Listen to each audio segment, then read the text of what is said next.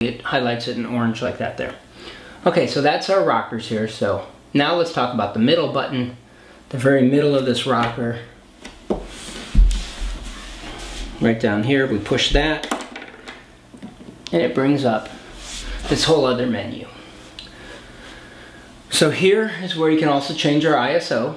So if we choose, now we spin the spinner dial, it's changing our ISO. So if we want to set our ISO to 200 or 400, that's how sensitive the film is. So if you're outdoors in super bright light, you would either leave this set to auto or you'd set it really low, 80 or 100, something like that.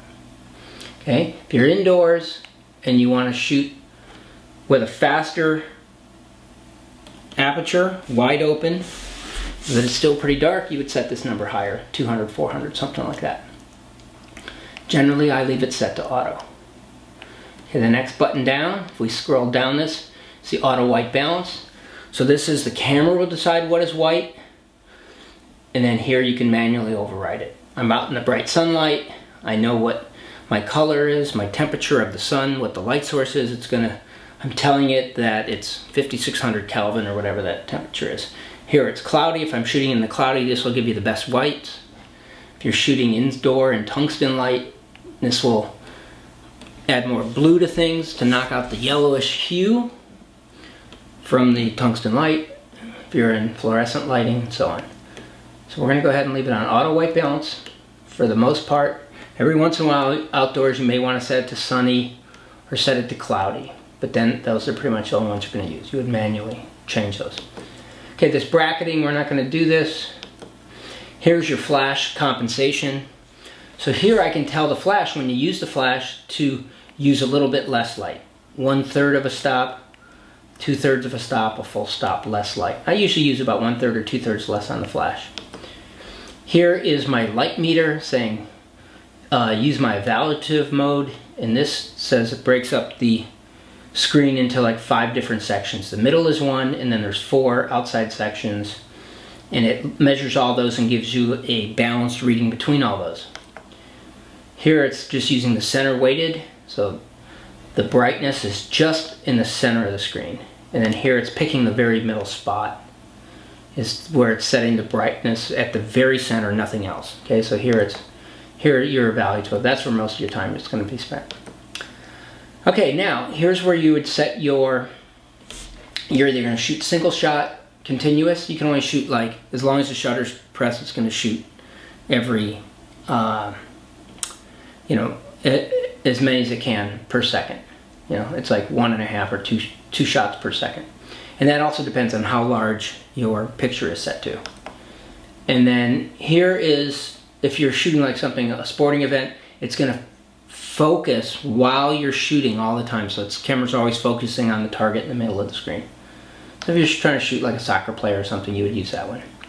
And then we go down to the bottom setting, and this is where I would set my resolution of my pictures. So for the most part, you're going to use the L setting here to give you large pictures, but every once in a while you might want to shoot small, like if you're just going to put a picture up on eBay or something, or a simple email attachment, you just need to take a shot of something. It's pretty small. It's 0.3 megs for the picture.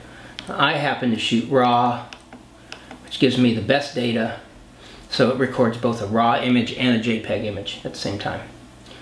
Okay, and then this number over here, that says how many shots I have left, 411. So as I change this, if I shoot just all L, I'd have 2,600 shots on this this memory card. Here I've got 4,200, and you see the numbers keep going up. So I can't shoot that many RAW pictures on this card. That's 400. Okay, so that's this center button. So for the most part, we're going to focus on 3 areas of shooting. We'll want to take a picture of a flower, something up close. This remote control, let's say. Okay, I want to take a nice clear picture of this remote control.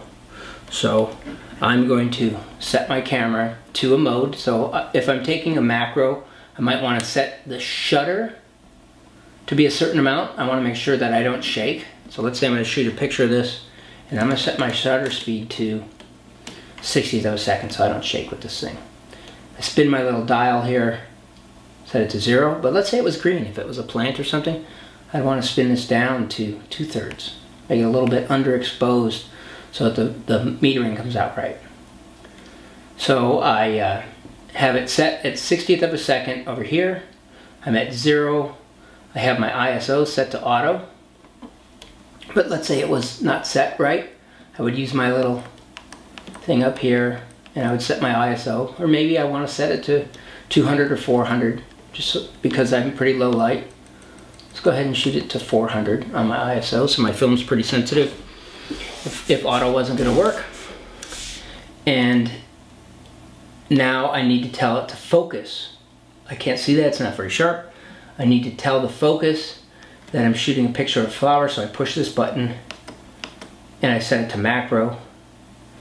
And now when I push the shutter part way down, it focuses and finds that object. Okay? And you'll see can shoot it, and notice on the bottom of the screen shows you f2,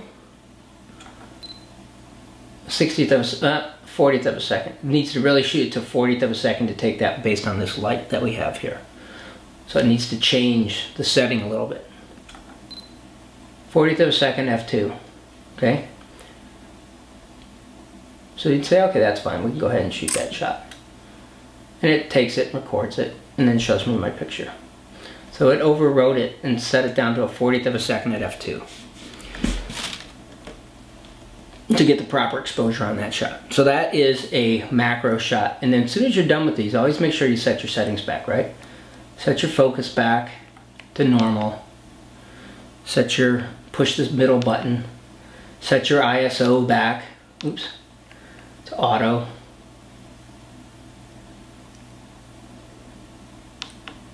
Okay. Now, let's take pictures of some people. So we want to take some pictures of some people. So we're going to use this dial here, and we're going to set it to aperture mode. And let's say we're indoors. We want to set our aperture to f2. ISO is fine at auto. And we would take a picture of something indoors. Let's say we're going to take a picture of this lens here. This fine writing on this lens. Okay. Now keep in mind, if we zoom in on this with the zoom, see that better, what's going to happen, we're going to lose our ability to open the lens up wide. Now if I push this shutter halfway down, picks up the focus, and look, it starts flashing orange over there on the other side of the screen. I push that down, look at the orange, it's flashing, it's saying steady cam. I need to shoot this at 1/10 of a second. Down here, 1/10 of a second to shoot that at f4.9. Not so good. So what did we decide? When we're shooting indoors and we want to shoot with that lens, we're going to have to shoot wide open and just get closer to the subject rather than further away, right? We'll have to bring the subject in closer, get the camera in closer, take that picture. Now if we focus,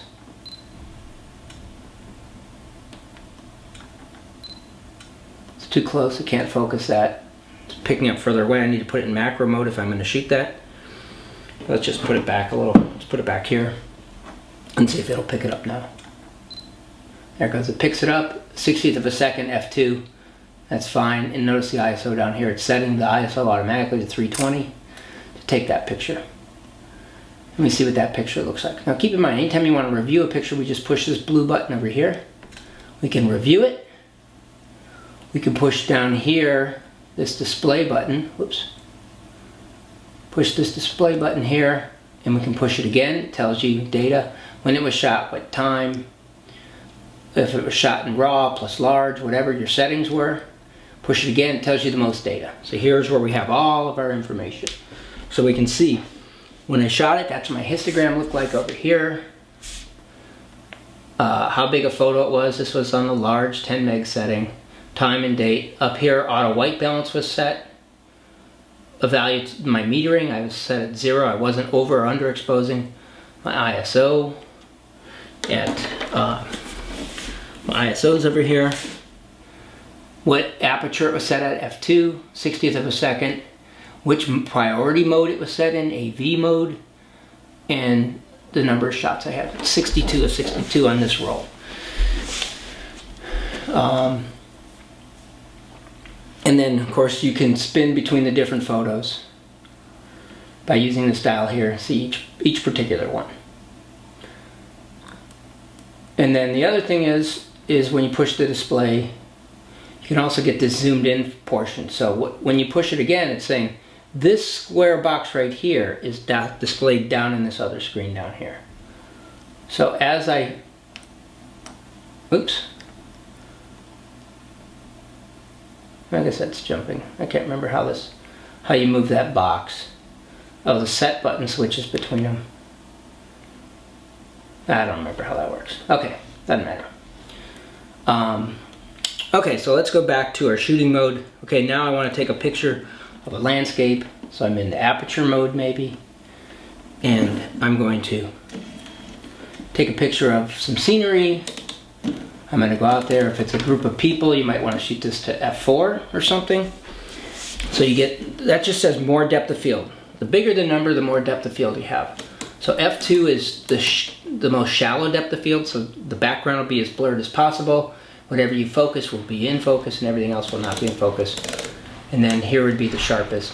F8 would be the sharpest shot that you have. Alright.